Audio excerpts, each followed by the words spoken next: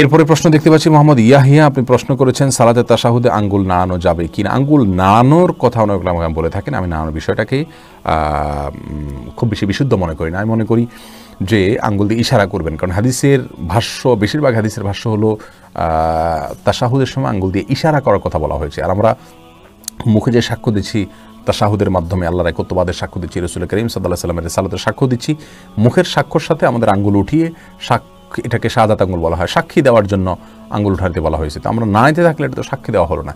যে হাদিসে বলা হয়েছে মুসনাদ আহমদের যে আঙ্গুল নাড়ানো শয়তানের জন্য লোহার আঘাতের মতো বা তার চাইতেও কঠিন, এর মাধ্যমে সারাক্ষণ নাড়াতে বলা হচ্ছে, ব্যাপারটি তা না। আমরা উঠালাম আবার যে নামাচ্ছি, এই যে নাড়ানো, এই নাড়ানোটাকেই নবী সাল্লাল্লাহু আলাইহি ওয়াসাল্লাম হয়তো ভিন্ন করেছেন, এমনটি হতে পারে এবং এটা সম্ভাবনা খুব বেশি প্রবল, যেহেতু ইউশিরু হাদিসের ভাষ্যে রয়েছে। অতএব নাড়ানোর চাইতে মানে উঠানো এবং আপনার নামানো শেষে এটা আপনার বেশি অথেন্টিক, সারাক্ষণ নাড়াতে থাকার চাইতে।